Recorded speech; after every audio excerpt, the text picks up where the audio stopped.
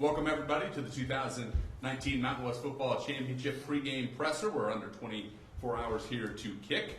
I want to thank everyone for watching on the Mountain West Network and the gathered media here in Boise today. We do kick off at 2 o'clock Mountain Time on ESPN. Game that will feature the Mountain Division champion Boise State Broncos, the fourth appearance of the Mountain West Championship game, and the West Division champion, the Hawai'i Rainbow Warriors, their first appearance in the Mountain West Championship game.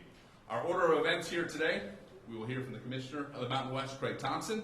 We will hear from Boise State student athletes as well as Coach Harsin. We will then have a photo op with the championship trophy, the Commissioner, Craig Thompson, and both head coaches. And then we will hear from the Hawaii student athletes and Coach Rolovich. I want to ask everyone if you could silence your cell phones here in the room. And when you ask questions here today, please raise your hand and state your affiliation. We will have a mic runner. Stu Buchanan from the Mountain West Conference Office will have a microphone if you can raise your hand, and he will bring the microphone over to you for your question. We're going to start here with the Commissioner of the Mountain West, Craig Thompson.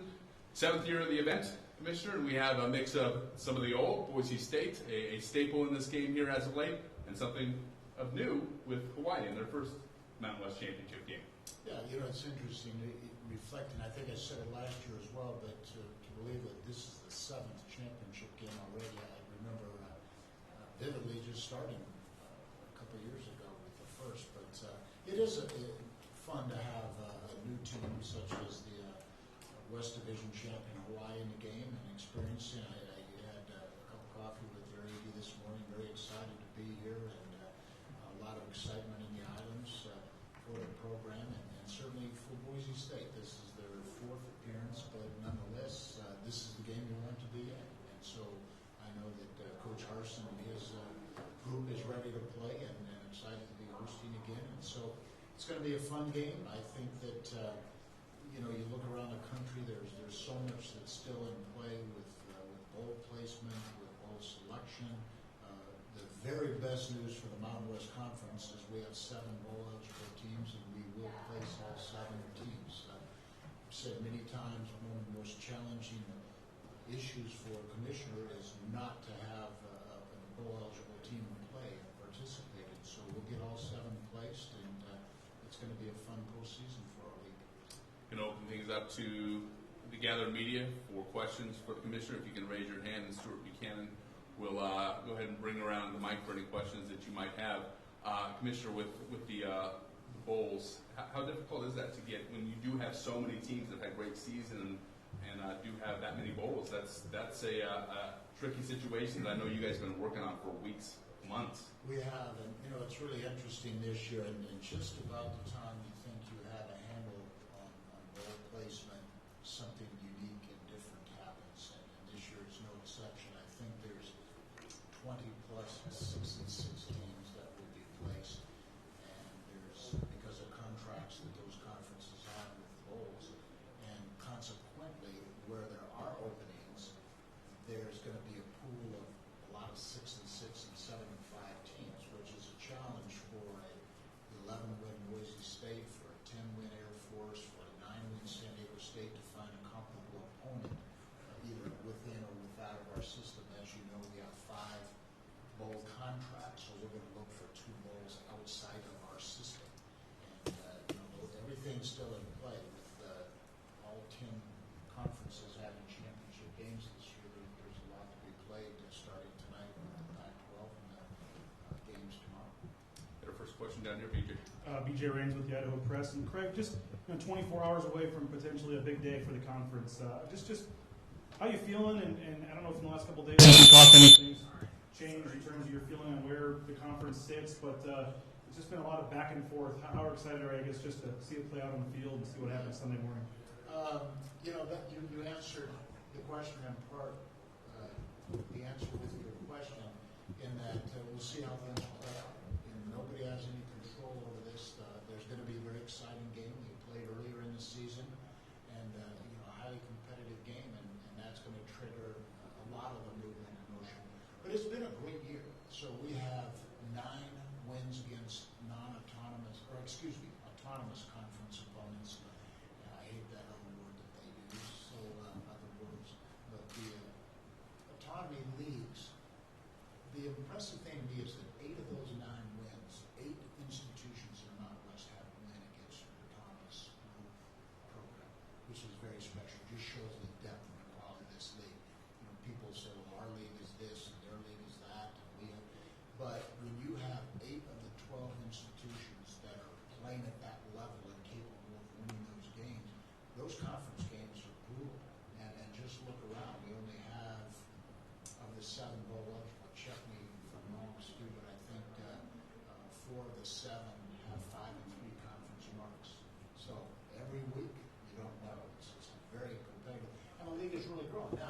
said all that, first call this morning, 8:03 from Kerry Tooney at Fresno State, telling me that Jeff Tedford was stepping down.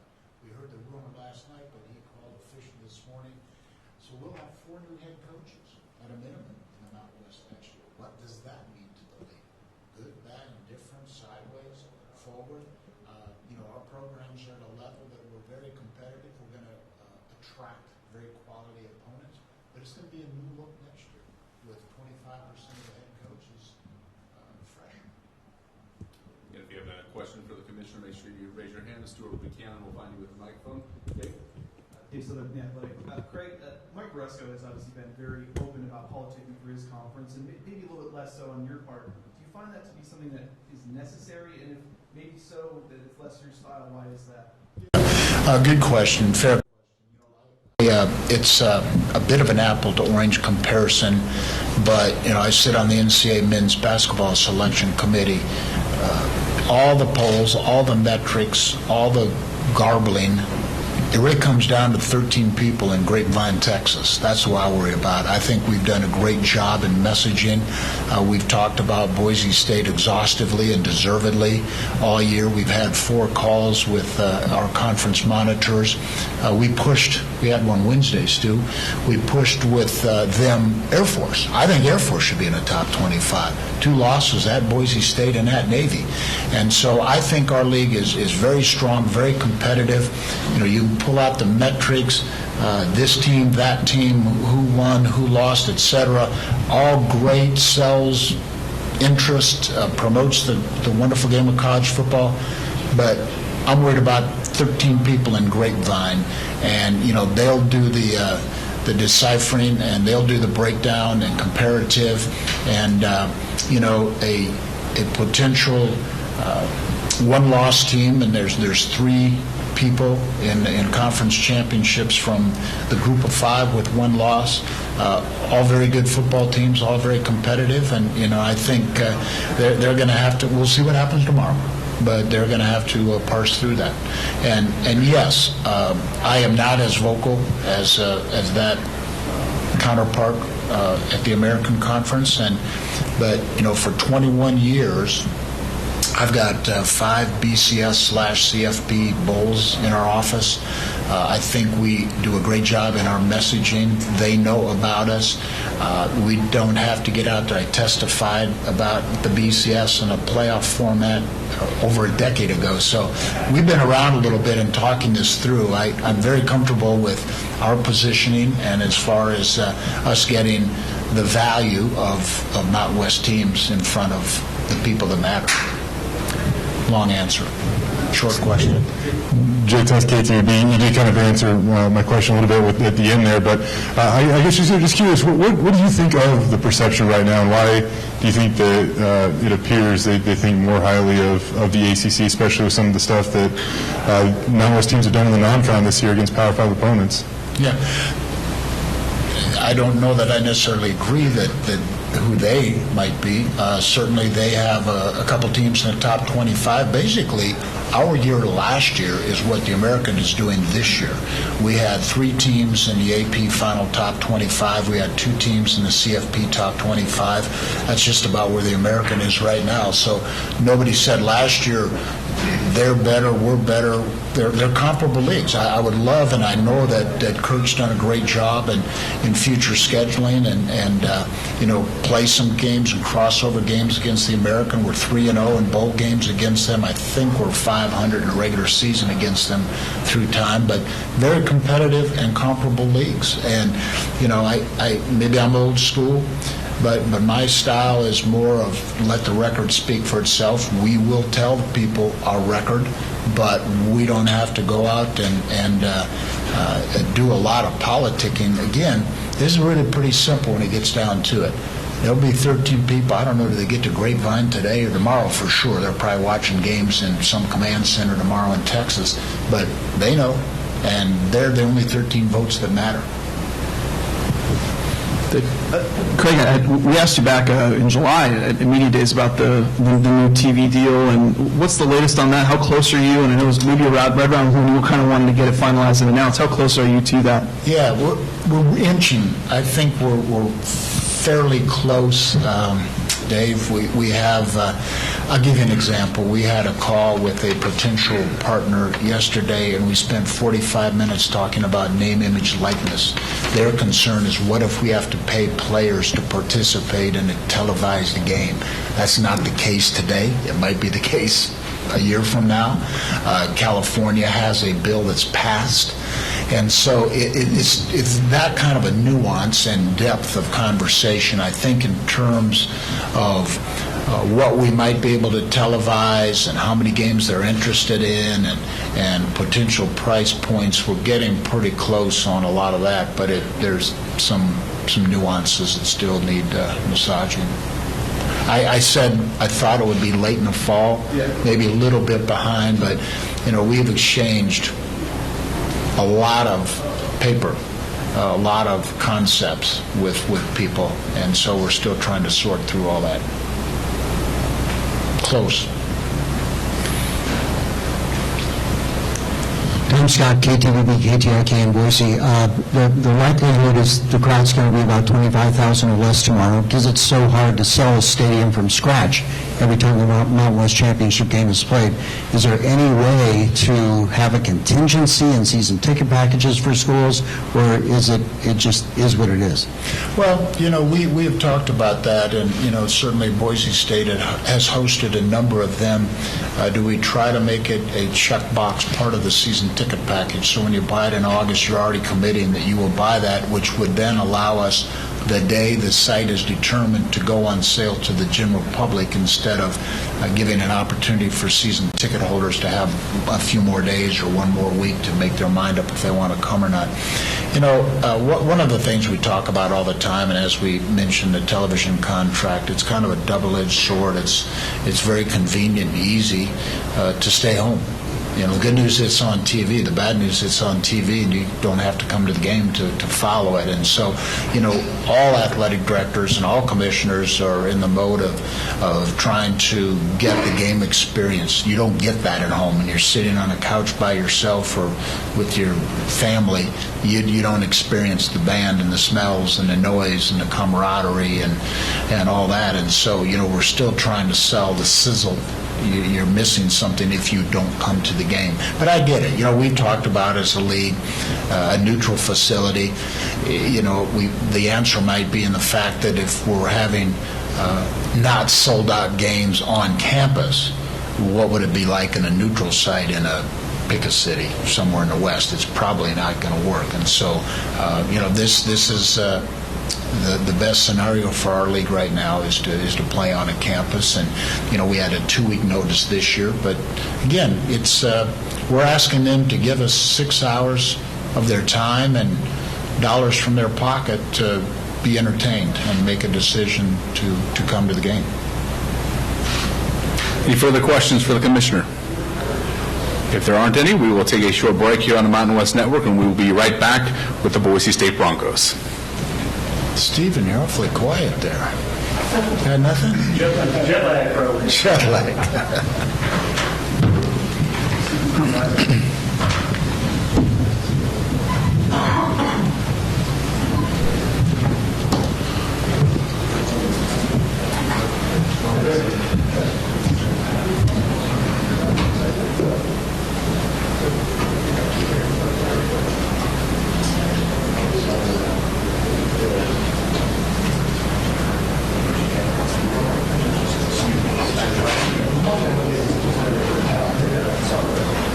Oh, it's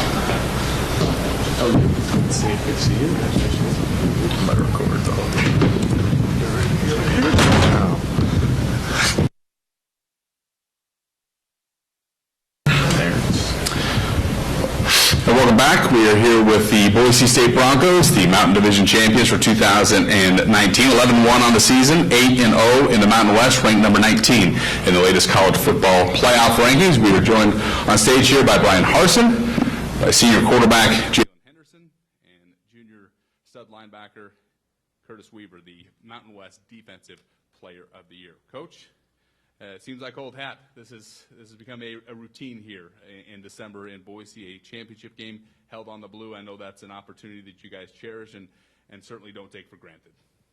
No, we don't. And every year is a new year. And, you know, last year was last year and all the previous seasons. This is a completely different football team and, you know, a new mindset. And then we started back in January of, you know, what do we want to accomplish this season? How do we want it to go? What kind of work are we willing to do to put ourselves in the position that we're in right now? So really for our coaches, our players, this thing started a long time ago. And this week, we're excited to be in this game. This is where we wanted to be. Certainly hosting it is a great opportunity for us. But, you know, as far as every single year being a new year, every single year having its own opportunity, that's really been our message this entire season. And I've been very proud of our team and our coaches to stay focused on that, just focused on the task at hand and what we have to do every single week.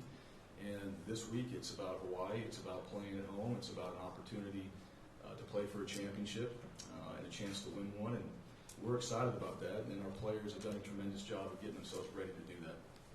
If you have a question here in the room, please raise your hand and Stuart Buchanan will find you with the microphone. Curtis, it's been an unbelievable year for you. Mountain West Defensive Player of the Year. You follow in the footsteps of the guy in Leighton Vander Esch. What was the secret to your success, and why have you had so much success this year? I just felt like Coach Meddy and Coach D did a great job putting me in the right places to make plays, and then the other front and the linebackers and the DBs is a team game. They did everything to take part of the accomplishments I had. And when you have a question in the room, if you could please direct it towards Coach Harsin or one of the student athletes, Jaylon or Curtis. Dave? Dave Southern from The Athletic. Jaylon, I'm wondering, in the last 3 weeks, what has been the most enjoyable part, the most surreal part, or anything like that? I'm not sure even a month ago you probably imagined you'd be sitting here in this press conference. So what has the most interesting thing been for you in these last couple starts? Yeah, I mean, it's just been a surreal almost. I mean, just to see the team come together and be able to really get closer as a team. I mean, I know towards the end of the season, you want your best games to be played towards the end of the season. I mean, just to see us get better every single week. I mean, can't say enough about that. So. Jaylon, this week you got promoted to the top of the depth chart, and I'm just curious, what was that moment like for you? And then everybody always talks about your passion and energy on the sideline. Where does that come from? Why does that make you a part of who you are? Yeah, I mean, for me, it was no different. Same preparation, same daily habits that I take in every single day. And then the guys around me just continuing to instill confidence as a team and just help us get better every single day. I mean, that goes a long way. The little things that you do every single day just really piles up. So that was great. And then as far as the energy, that's just something I've had my entire life. Just going out there and just trying to make it contagious around the team, because I know that also goes a long way, and it keeps us very prepared for everything that's to come our way. So. For both of the guys, when you look at Hawaii, what do you think the greatest challenges are in facing their respective offenses and defenses, and what did you take from playing in the first game? On their offensive side of the ball, we know they have a bunch of athletes. We know they can score in less than a minute, and it's going to be flying all around, so we just got to stop them and get off the field, and that's the biggest thing for us. Offensively, their defense, they've got a very fast defensive line, very explosive off the ball. We've just got to go out there and execute our plays and play Boise State football. BJ Raines with the Idaho Press. For both players, I mean, you guys work, 10, 11, full year to get to this point. To be 24 hours away from a game and a moment that you guys, were working for all year. What's this feeling like for you guys? It's definitely something that it doesn't start just at the beginning of the season. It starts back in January when we set all of our goals as a team. And so every single day from the start of the year to the end of the season, you really just do everything that you can to pursue those goals, and whether that's going 1% better every single day. I mean, everything that you could do just to get to that one little goal at the end of the season, and that's what it's all about for us. Yeah, just relaying off of Jaylon. It kind of started after the game, right after we lost. We talked about it, and we set a bunch of goals, and we're accomplishing some of them right now. We're going to keep going, and we just want to be better us at the end of the day. Just keep going, and yep. Coach, Ian Shearing from Hawaii News Now. One of the sentiments that the UH team has expressed over the course of the week is how much they feel like they've grown as a team since the game here in October, and I wondered how you felt about how your team has grown and evolved since that contest. Yeah, I'd say the same thing. I mean, that was a while ago. I think what we've learned from the last time we played, that was, I don't know how many games ago exactly, but every week is different. Every challenge is different. Every opportunity that we had in front of us was a new challenge for us every week. So your preparation, your team changes. Obviously, along the way, things happen. There might be injuries, substitutions, things like that go on. But as far as the mindset of the team, I think we have tried to continue to improve. And I think we've done that. I think there's been signs of that throughout the season. And that's no different this week. And this is a continuation of what we started a long time ago, and trying to just find ways to improve each day, find ways to improve in our game and every player. I mean, football is a developmental game.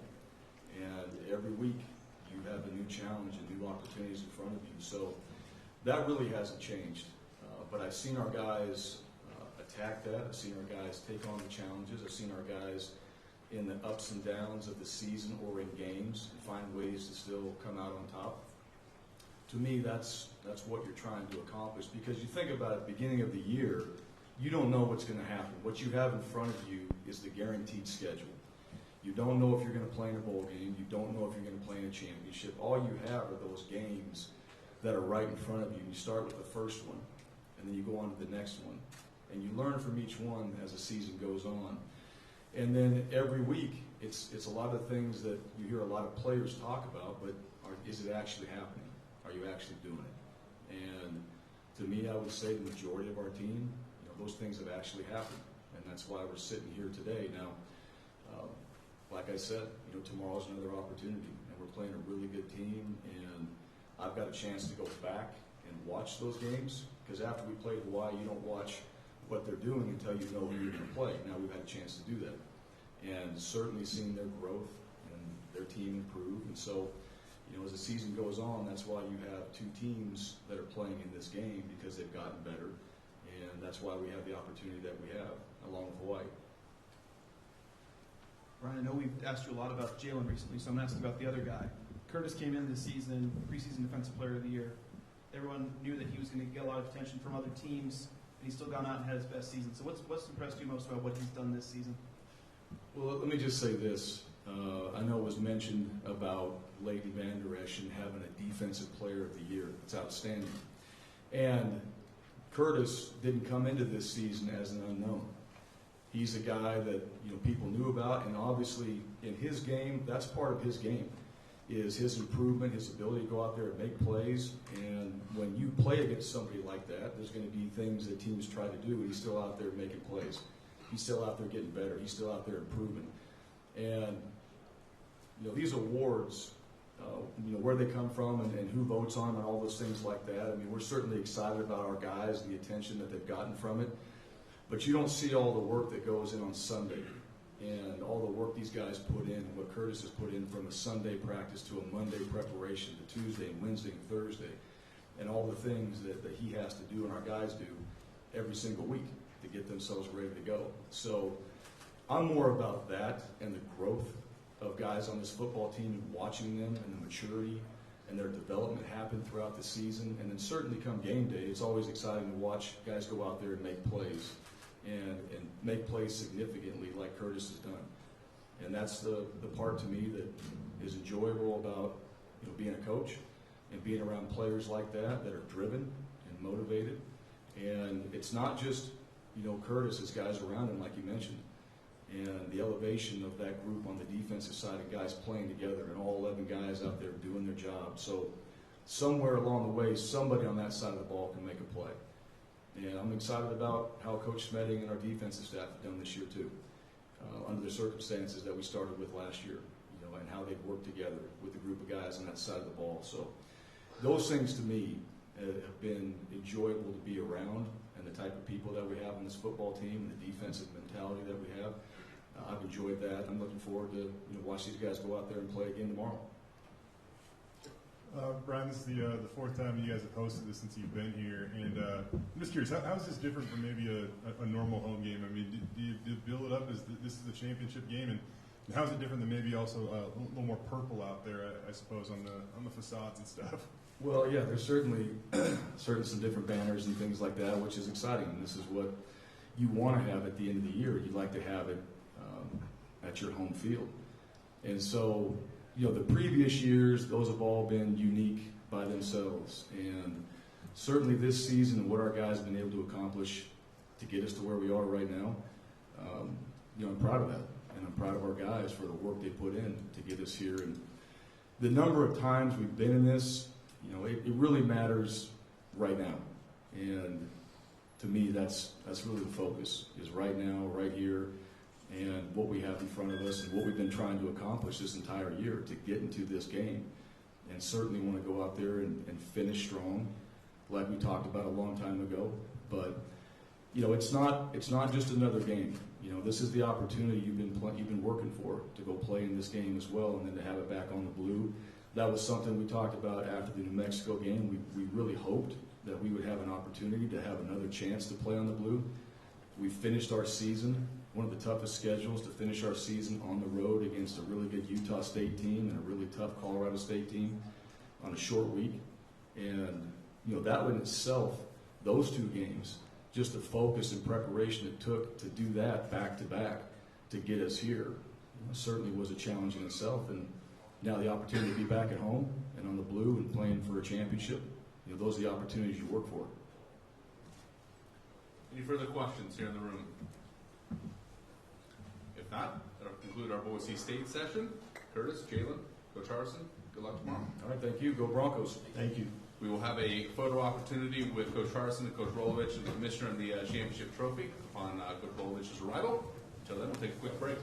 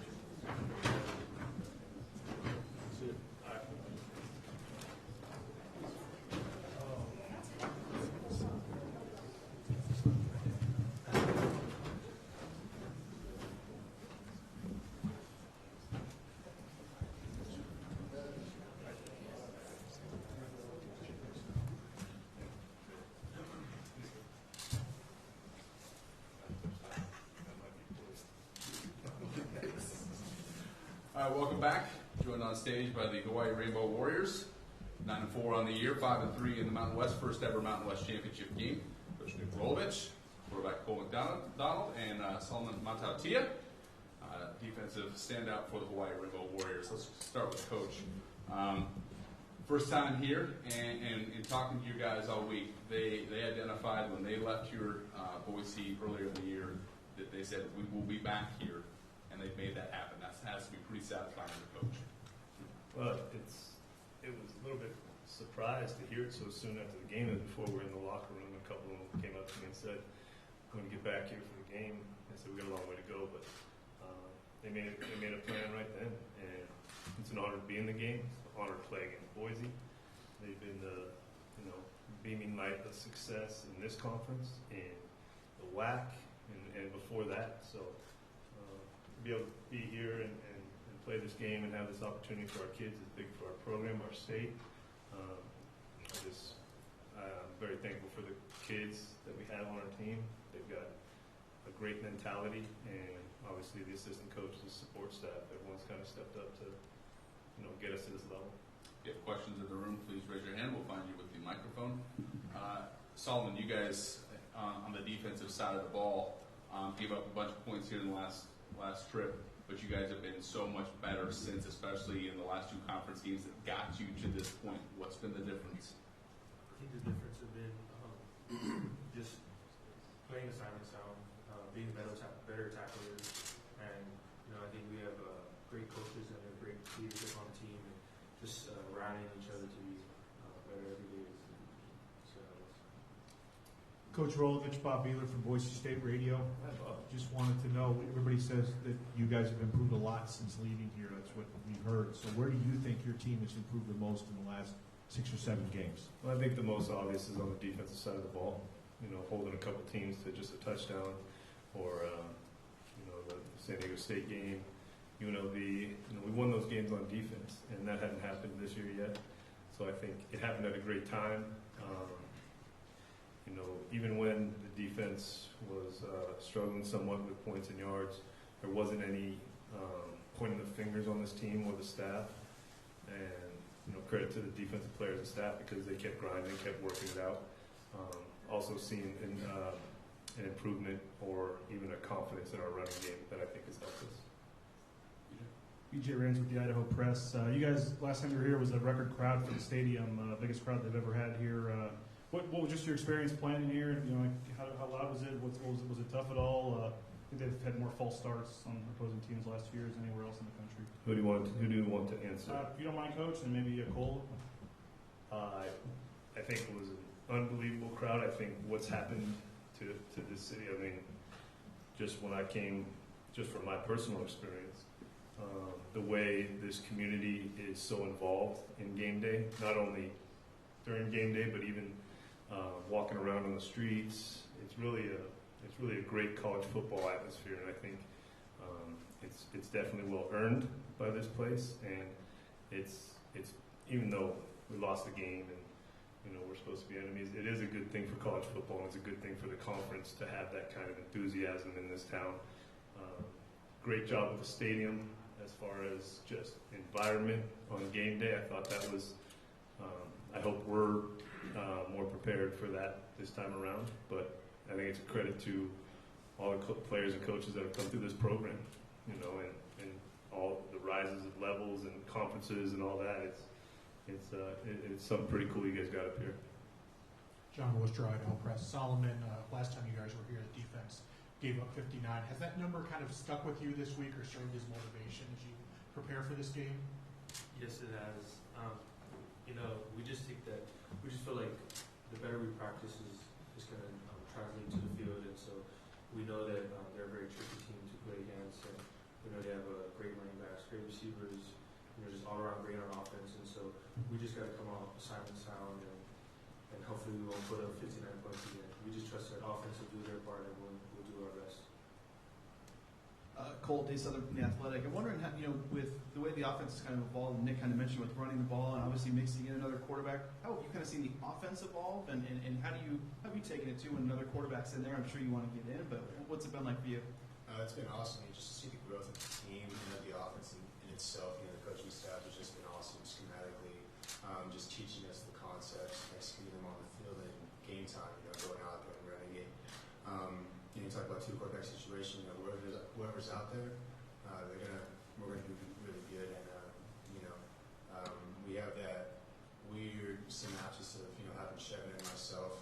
You know, Shevin's a great athlete, great quarterback, and you know, whoever's in is gonna you know, fulfill that offense and bring that Hawaii football here and ball out.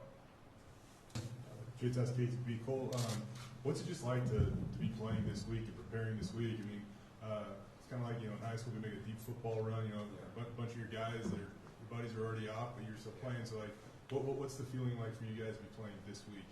It's a special feeling, like you said. You know, a lot of our buddies are done playing for this year, and you know, they have the opportunity to come out here and play in a game, especially for a championship against a, you know, very sound team, very big team.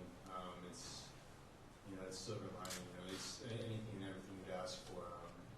You know, it's a fun opportunity to everybody go into and play tomorrow with, and you know, I couldn't be more excited. Nick, Boise State started 3 quarterbacks this year, and you guys obviously saw 3 of those in that first matchup. You know, obviously Jaylon's kind of been the guy the last 3 weeks, but they've kind of been saying the others are available. How have you kind of, I guess, what have you seen the difference in the 3 guys, or how have you kind of prepared for that going into tomorrow? Well, you know, kind of when we played last time, right, we were very aware of Hank. I remember Chase when he was coming out. And then, if I remember correctly, Henderson did a lot of the kind of quarterback run stuff. So I think they had a plan for each one of them. Watching film, I think Henderson is a great quarterback. I mean, there's first off, Zach Hill deserves a lot of credit getting 3 of these guys ready to play, and that's not easy to do, and to manage the room and the egos and all that. But this kid knows where to go with the football, you know. And I think being a senior, I think he's really taken advantage of his opportunity. Don't see necessarily a weakness in. I mean, they all have great skill set, and Boise's always done a good job of getting the most out of players, whether it be packages or game plan ideas. So if they go with all 3 again, we'll have to defend all 3. But there's definitely 3 talented quarterbacks on this team, probably more. Any further questions in the room? Just go up front, then we'll go to the back of the table. Coach, a lot has been made this week about Boise State and their Cotton Bowl chances. Just how are you guys embracing the role of possibly being a spoiler? We're not worried about the Cotton Bowl one bit. We haven't said that word one time. So this is about Mountain West football championship game. You know, Boise, Idaho. We don't do this to hurt anybody else's chances to do anything else. We do this to win the football game. And if that's a byproduct of us winning, then that's not what we meant. That's not why that doesn't motivate us. We just want to go out and play 60 minutes of football one more time with this team. Nick, you and Harsin obviously both played quarterback in respective schools where you're coaching. What does that mean? Does it add a different pressure? And I guess also, maybe it makes it more enjoyable. And at the same time, you or him, who's the better passer? I don't know what time Harsh gets to the stadium, but we can relive the Rusty Arm Challenge if you want. We can get that going. I'm sure. I don't know if it's more pressure or anything like that. I think it's more meaningful. I do. Probably, I would assume he would say the same thing. College football is such a special experience, and it goes by so fast. And just have the ability to coach at your alma mater is somewhat of a payback for the good times that you had or the good experience you had. You know, and I'm not going to speak for Harsh, but for me, Hawaii football has given me everything I have in my life. So I met my wife, where I got my best friends. You know, my wife gave me my kids. You know, I'm here coaching. So I think there's a lot of. I think the word would be meaningful more than pressure or any other different adjective. Any further questions in the room? If not, we wish you luck, Coach Rolovich, Solomon. We have questions all week. You're tired of me. You're tired of me. Hey, nice tan about Beach time, baby. Beach time. All 15 minutes of it. Good luck, Cole. Good luck, Solomon. Good luck, Coach Rolovich, on your first ever Mountain West Championship game. Thank you. Thank you for having us. We'll kick things off here at Albertsons Stadium at 2 o'clock Mountain Time on ESPN. Thanks for watching here on the Mountain West Network. Thanks for the gathered media here in Boise. Aloha.